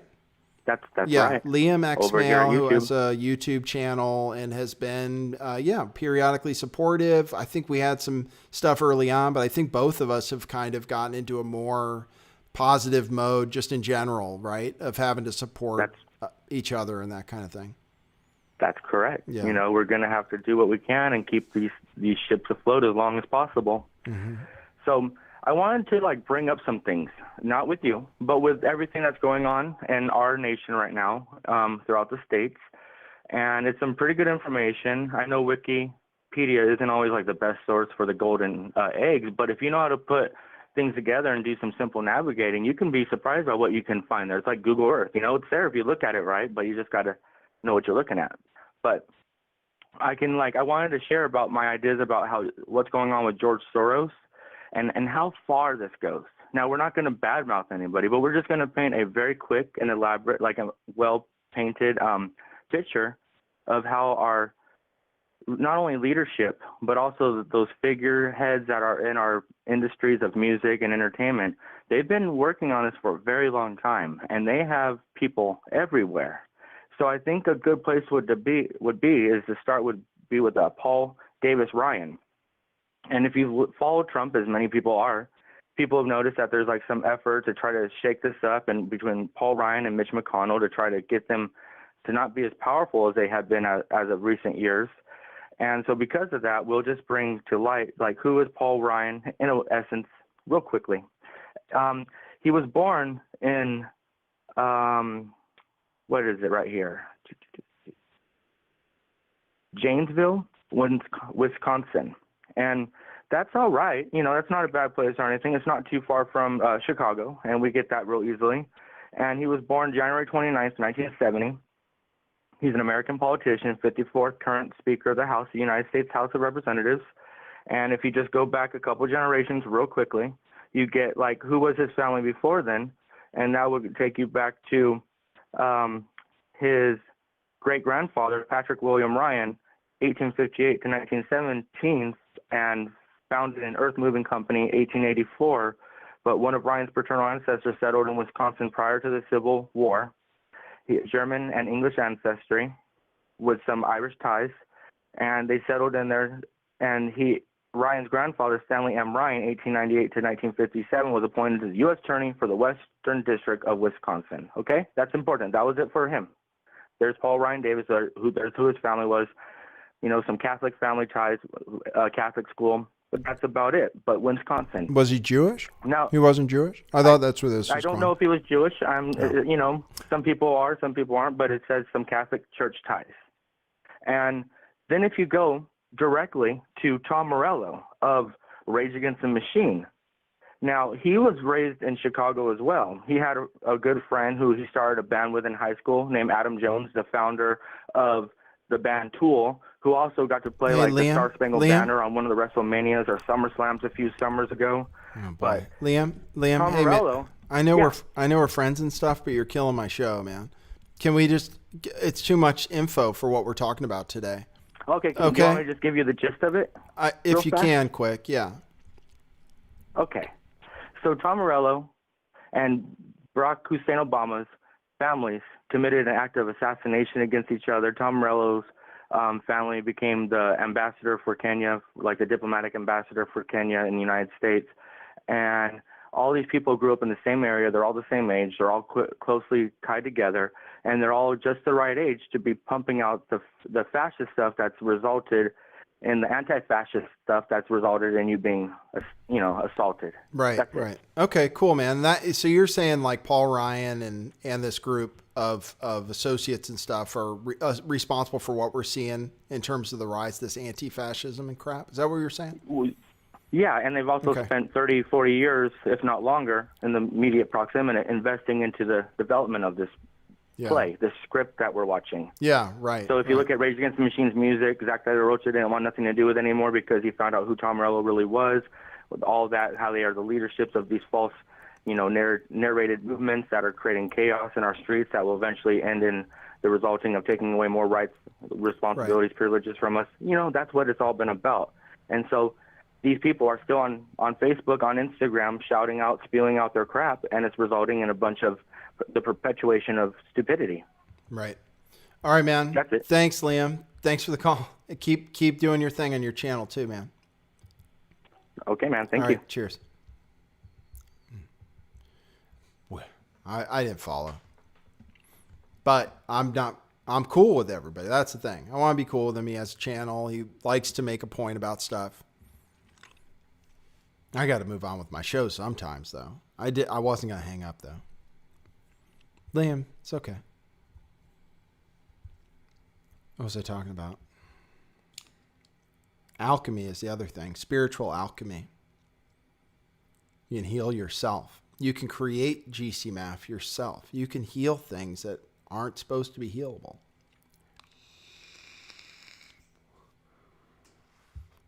Having some weed every day doesn't hurt. I'm serious. It can help with the alchemy. And then meditation. Focusing. High vibrations. Link them there. White light surrounding you. See, it already helped me. I already feel better. I was blessed to be able to walk away from there not being pissed off. Man, it's a lot. It was hot too. 650-429-8294. Thanks for all the support, everybody. And thanks to everybody who can't afford it. It's totally cool. I totally understand. Totally understand. Share, support, pray. Just as valuable. Just as valuable, for sure. For people who... Oh, that's perfect. I was about to probably say something disparaging. This is Nathan. Hi, Nathan. This is Lawrence. Hey, Lawrence. What's up, man? I saw your comment in the chat. You were like, yeah. What's up? But I do love Liam's channel. Oh, He's cool. got good stuff. Yeah. I had to call in and say I told you so. I did warn you, didn't I? Yeah, you did. I think you told me I needed to take a bodyguard or something. I basically just said watch out because San Francisco is like ground zero for gang stalking. Yeah. And I think that's exactly what played out there. Yeah.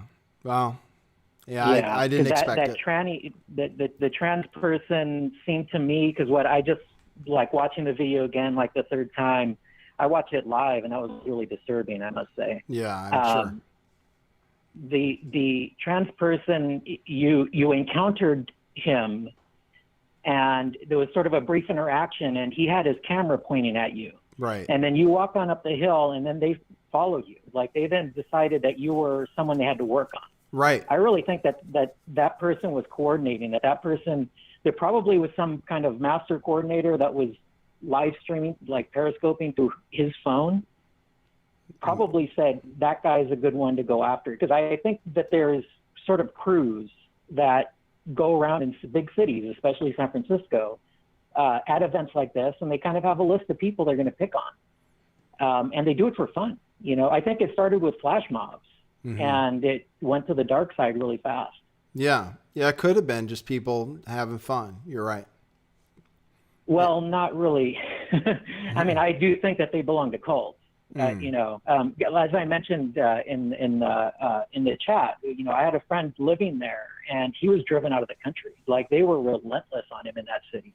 But yeah, And he couldn't believe how much attention they gave him. You know, that they would come around and bother him like every day, no matter where he went.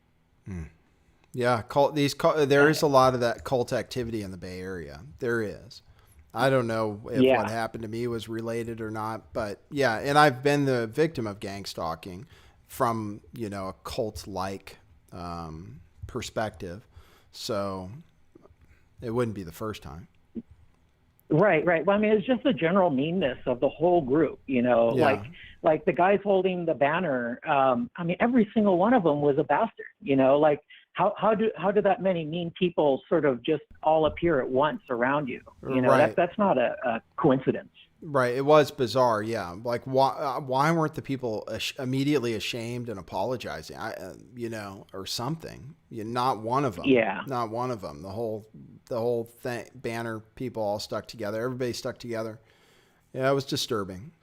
It was discouraging. So the thing that people have noticed about gang stalking is that it is way worse in the cities because it's convenient. So I think that you've probably gotten off lightly being in kind of a, you know, relatively obscure part of the country. You know, it's a 4-hour drive from LA. It's a 4-hour drive from San Francisco. They can't get 20 people up there to bug you like that.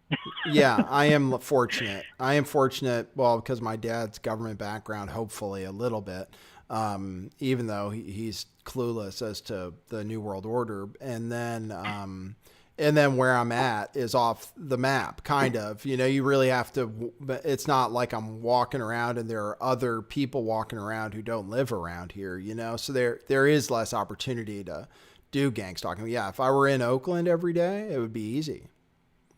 Right. I think they would have you a net case by now if you lived in a big city. Wow. Because they love to pick on you. Yeah, I know. Well, we'll see. We'll see how things go. We'll see how things go over in the UK too. Yeah, right. And I guess you don't want to telegraph, but you know, again, if you avoid the big cities, you are better off if you can. I'll see what I can do. Although I think your area of interest is like right in London, in Hampstead. Now you know that Hampstead Heath is the origin of the word heathen. I didn't know that actually. Yeah, it's the people from Hampstead Heath because that's where the witches were, and it still is.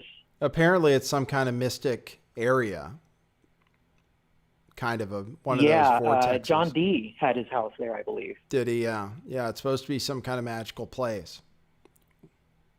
Yeah, but it's kind of occupied by the dark side, unfortunately. So I do worry about you on that UK trip because.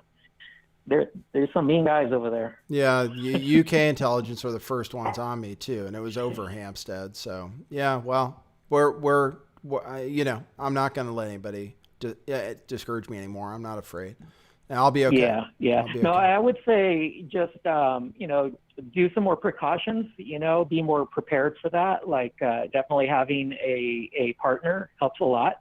Just a second person, you know. And like maybe don't carry your main phone around with you. Bring us back up. Yeah, it just takes money. Yeah, maybe. And I won't be doing it anymore. These protests. So. Right. Yeah, but like when you're wandering the streets of London or something, if you can have a companion, I'll you know, try. because you must have some contacts there that'll be showing you around. Yeah, I have to be able to afford to stay and stuff. So yeah, I'll try to keep myself. I'll try to keep myself safe. Yeah. Well, and I hope everyone listening makes a donation because you at least deserve to have your phone covered for this. I appreciate it. Thanks, Lawrence. Yeah. All right. I'll let you take more calls. Take care. All right. Cheers, man. Take a few more calls. It's not a crazy busy show. I was told it'd be the biggest show ever. Definitely not. Not the biggest ever. If I had my big channel, it's too bad. If I had my big channel, yeah, it'd be a fairly big show. Twice as many people tuned in at least. But what can I do? This is what happened. Dave Acton checked in the chat, but the thing is he was responsible a lot for having my channel shut down.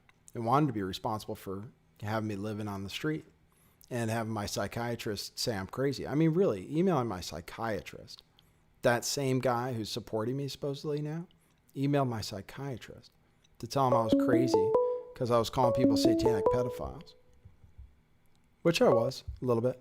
This is Nathan. Hi, Nathan. Hey. I just wanted to try and ring in and lift the vibe. Oh, yeah, no problem. We're doing good here. Yeah, no.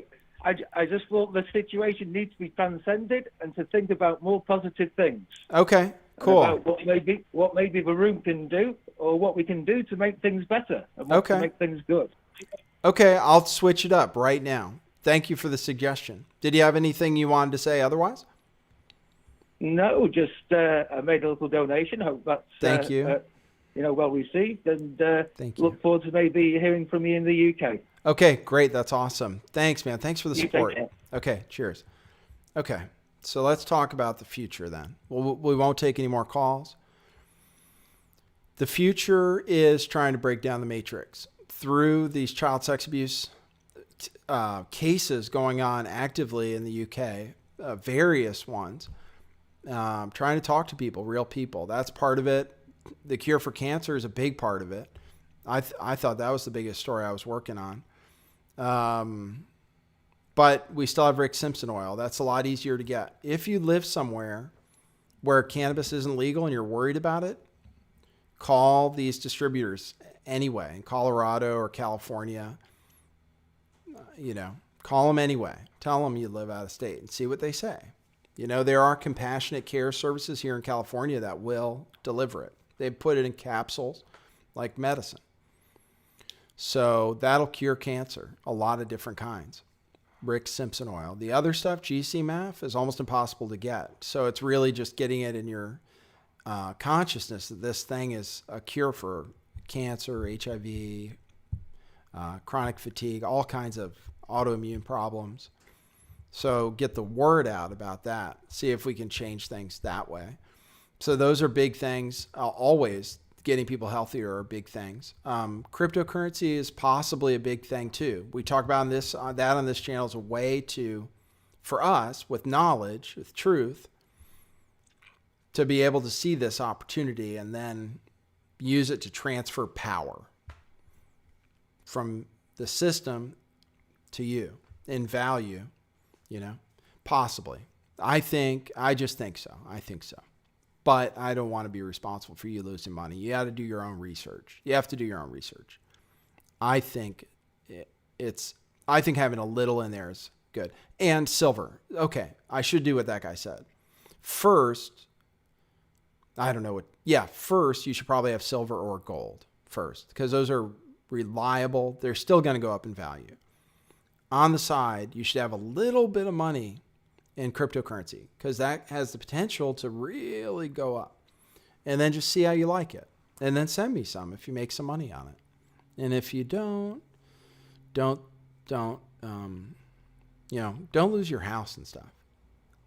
$20, take a risk. If you can afford it. If you can afford it. I don't think you'll lose everything anymore. I don't think so. So that's the thing. Cures for cancer, that, spiritual growth, and child sex abuse cases, destroying the system, revealing everything, lifting the veil on everything, all of the dirty little corners of all the bad things that are happening in the world, showing what's going on with Trump, with the right, showing what's going on with the left, being honest, showing false flags, showing everything being fake, and bringing you Doshi. Doshi? Oh, you already talked to the camera a little, right? He already talked to the camera a little. We have to be thankful for that. How can we be talking about anything negative as long as Doshi's around? I think I've only done an hour and a half, but I got all the calls, I think. Let me check the chat. Are people still trying to call? I don't think so. I think we're good. Oh, more calls, says Lawrence. Okay, I'll open it up again. I'll see. I was getting calls pretty quickly.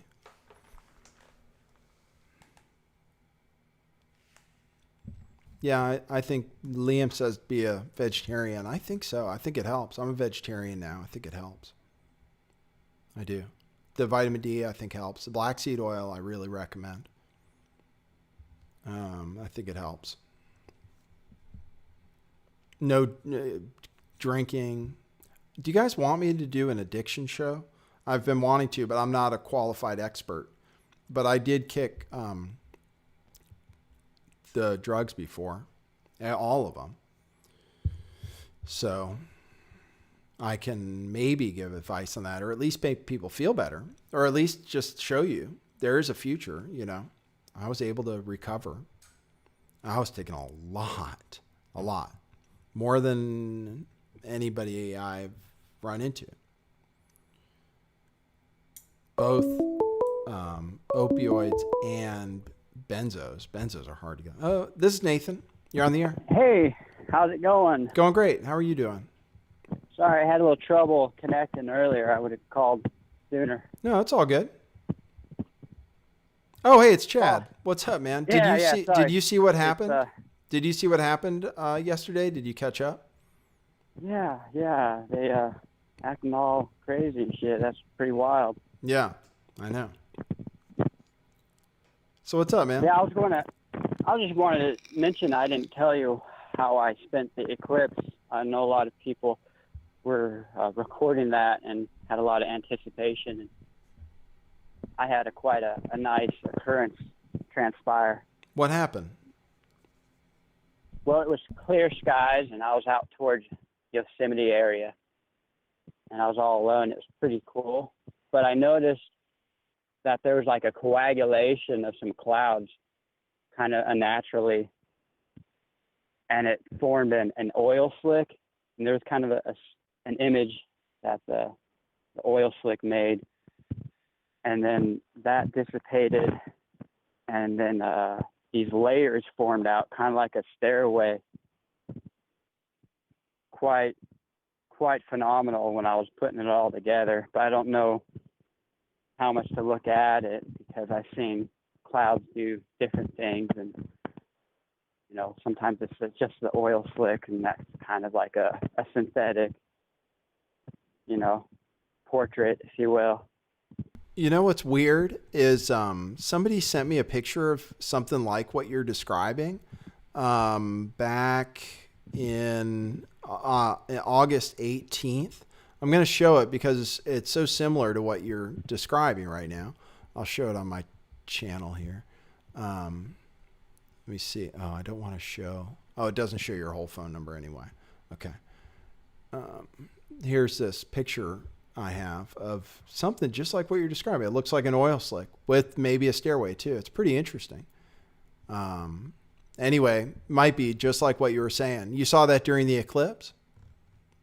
Hold on, it's on YouTube, right? Yeah. If you're watching live, you can see it. Yeah, but that's what you saw, something like that during the eclipse? Oh, yeah, just a moment. Okay, yeah, he's about checking. 30 seconds delayed. Yeah, no problem. No problem. Chad. That's interesting. Not quite. Not quite. It's just what I thought of. Did catch it on camera, but it doesn't do it justice. But like the oil slick was kind of south of the sun, and then it kept just formulating. But was really impressive is that the stacks, like you can see these wavelengths, or I don't know what to call them exactly, but you can kind of see the ripple effect. Sometimes it correlates with cell phone towers or this or that, but in this particular event, it was just right under the sun, and it was just like a stairway. Weird. You see weird stuff. Yeah. Where are you? Are you going back up to Shasta anytime? Yeah, I'll be in and out of there. It's real busy up there, and is it? And in fact, everywhere I go, someone's, passing word along. Right.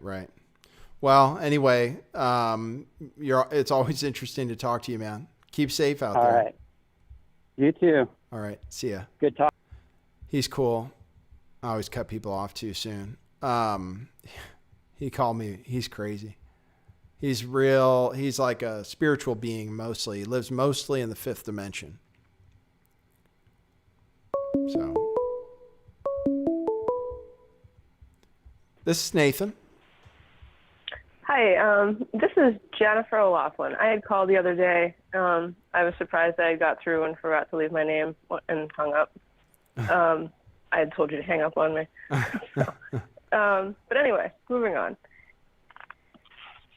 I totally agree with what the gentleman was saying about, kind of an isolated maybe event going on the other day.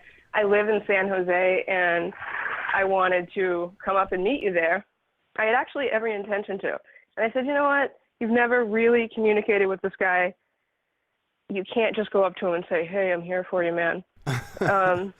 So I wish that could have happened for sure. I think the both of us standing there, maybe no one would have approached you. But, yeah, so one, you have some people in the Bay Area that will go to a function with you for sure. And I'm sure I'm not the only one around. And then second,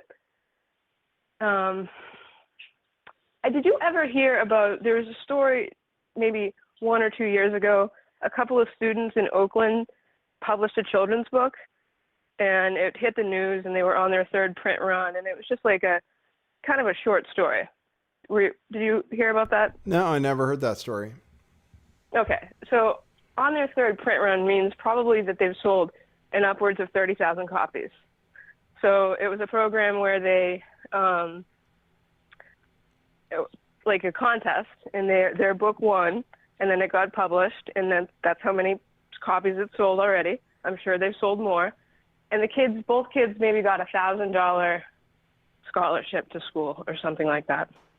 It was, and when I heard the story, I could not believe it, because I understand books and I understand what a third print run means, and I also understand how much money was just made, and I also just heard that the kids only made $1,000 for, their intellectual properties, basically being taken and given to a school district. That's crazy. Right. So I think that there is a way for that to keep happening, where the kids are able to publish their own works, their parents put it in a trust for them somehow, and it starts like a little nest egg for inner city children, or any demographic. Mm-hmm. It's nice to be able to do that. I have no idea why I just talked about that, but that's okay. I threw that out there. Yeah, no, that's well, we do have more. Well, children. This is all about the children, and Right. the children that you don't know, and that people don't care about, something they don't see every day. Right. And we need to care more about those kids, especially For sure. the ones that are being looked over. For sure. So. For sure. Well, thanks. It would be, I kind of work alone because it's because I'm always following the action and kind of going with the flow and stuff. And I get into the middle of stuff too, but I don't think I'll be doing this anymore, and I hate to bring somebody else into my world as far as opening them up to targeting or anything. So, but I appreciate the support. It's good knowing there's people up there in the Bay Area. That's cool. Yeah, for sure. All right, well, Nathan, you have a great day. Thanks for very taking much. the call. Thanks for the call. Cheers. Yeah. People are cool. As far as the book thing, it's off topic, yes.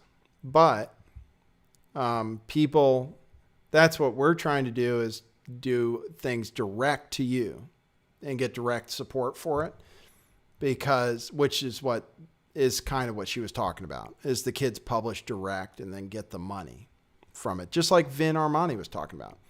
He did 2 runs of his book and it was 200 copies or something. He said it's great because he made almost all the money from it instead of putting it on Amazon and stuff. And then only took the money in cryptocurrency. Still only taking it. He sent me a copy of his book, autographed. Pretty cool. I have good guests on the show. If you want to catch up, the show Vin Armani was great. Everybody loved it. We talked about a bunch of cool stuff. This is Nathan. Hey, you still talking about the stolen phone? Yeah, Or did that of guy course. make you move off? No, I'm cool. We can talk about whatever you want. I got to tell you, I saw the video this morning, and my emotions ran the gambit. I was shaking at first, like just at the frothing madness of these people. But then my mind started spinning in many directions with this. But first, can I just speak on those people, specifically the blonde guy who was about to Google you? Yeah. You know what I'm talking about? If you look at that, you were telling him who you were. He's about to Google you, and then suddenly, Nazi, go home, Nazi, go home. Yeah. And boom, he's the first one on you, hand in your face, frothing at the mouth. And it makes you, what just came out, an Alex Jones song, you know, I'm angry, I've had enough of these people, these pot-bellied goblins, etc. It draws you right back to that, these actions these people are doing, because I'm not a Christian or a religious person, yet I'm going to say these people are fucking demonic. You know? I mean, some of it is. It's looking like we're being pushed, and then that's when my mind goes to crazy land. And don't take offense to this, because I believe you should be the first person to engage this sort of question, but it's a little too perfect. How you, of all people, for this to happen to? It's either set up. There's just no coincidences. It's either set up in some way. They're making you some sort of little lamb, or, you know, it's a game everyone's playing. Yeah, I don't know. I try not. Yeah, I don't want to go one way or the other with it, whether it was organic and happened on the spur of the moment, but it is weird. Like me, of all people, I'm not on the alt-right, you know. I mean, I love everybody. I'm not trying to get in trouble, you know. Yeah. I don't know. It wasn't. I wasn't playing a willing part in it. I know that, but who knows? My life is so weird. It's so weird with this stuff that's going on at these different rallies that I didn't expect and didn't understand. But we got news out of it. You know, I'll probably be made financially whole when everything's said and done, and maybe we lifted the veil on something. Maybe, you know. Maybe, but maybe there's still a lot more questions to be asked. And I definitely don't, personally, if you ask my opinion, I don't think you're involved. I think you're an unwilling player in the game. Of course, investigating this, I'm not ruling you out yet, simply because that would be stupid. Right. But this incident needs to be questioned. Like, these people need to be found, the dude who found your phone. What about legal actions? We have pictures of the guy running off with your phone.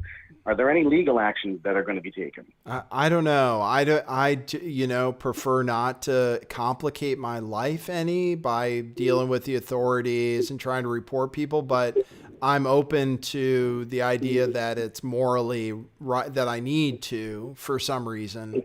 I don't think I'm getting the phone back or anything, no matter what I do. The guy was wearing sunglasses and a mask. So I don't know. But if you think it's the right thing for me to call the police and file a report? Here's the thing. It's the right thing to figure out if this is all a setup, because last time, apparently I hear the KKK were wearing khakis and polos, and if this is part of a game, then the players in that small circle where you were attacked, if we could find out who these people are and who they're connected to, that would uncover something. But the question is, do you want to put yourself in that much of jeopardy? Because if this was not a random event, it's random or it's planned. You know, it's one or the other. And the way the world's going, you got a good chance you're dealing with some shady people. So that's more the question, not about do you want to go legal, but do you want to open yourself up to that kind of hurt? Yeah, I don't think so. I don't know that I want to go much further than just having the video out there for people to judge for themselves. And I'm open to doing interviews and stuff on it. But the last government or whatever operation I exposed in relation to the George Webb, Dave Acton thing was, I realized what kind of trouble you get into going into that stuff. And I don't know, considering the other stuff I want to cover, interviews I want to get and so forth, and the impact I think those will have. Yeah, I'd rather not. I don't know. I don't know if I want to go after the forces that were behind that, if there are forces like that, you know. Well, at least you can use this to expose the kind of frothing madness this new face of revolution is showing. And also, let me, to your audience and to anyone out there, people in Antifa and people in these new revolutionary groups, my generation, you know, the generation that the Battle of Seattle, the signing of the Declaration of Peace, when real things happened, we researched our causes. We didn't just scream catchphrases. And my generation spits on you. My generation is disgusted by you, and you bring shame to true revolution. And if anything, those kinds of people need to be exposed. So I say, push this story as far as you can. Shit, like Alex Jones or not, you should contact him about this. He'll froth at the mouth just like those frothing lunatics.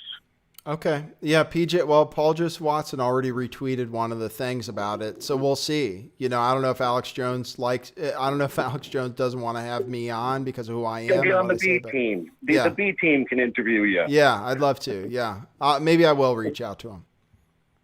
All right, because something's got to be done. The world's going nuts.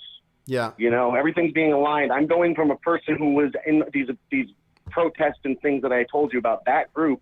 Now people might want to consider me right wing. You know what I mean? When 10, 20 years ago, I was considered left wing. The world's going nuts, and a mirror needs to be shined on these morons. Well, hopefully we did a little bit of that. I appreciate it. Thanks, man. Maybe I'll reach out to some folks. Thanks, man. You too. Goodbye. Cheers. Interesting. All right. I'm done. I'm done. It was 2 hours. People can catch it up on the replay. If anybody wants to interview me, email me or direct message me on Twitter. I'm a good interview, to be honest. Maybe a little unpredictable, maybe a little confrontational sometimes, but I'm a good interview. Very interesting story in my life. I was a car salesman, and I decided to make videos about hoaxes and never monetize. Well, then get demonetized the day after I monetized it. So I've done it all like this with your support. So anyway, to help pay me for the phone and then this trip to the UK, paypal.me/lifttheveil, patreon.com/lifttheveil, cryptocurrencies in the thing. There are almost 33 online at the Discord. And thank you, everybody. Thanks for all the prayers, especially. I felt really balanced considering what happened. I felt great. The whole time I felt okay. I felt protected for sure. So I'm sure your prayers are a big part of that. I am, for sure. So thank you for that. I normally do this show. Who knows if I'll be on tomorrow or not. We'll see. It'd be great to get some interviews, actually. Because I'm willing to talk about what happened. But I'm here most of the time at 1:11 p.m. I've been busy because of the traveling and the live streaming on Saturday, but I might be back tomorrow if there's a story to cover. 1:11 p.m. Pacific time. That's 4:11 p.m. on the East Coast. It's 9:11 p.m. in London. Okay. And thank you everybody for tuning in, and thanks again for all the support. I'll see you guys later.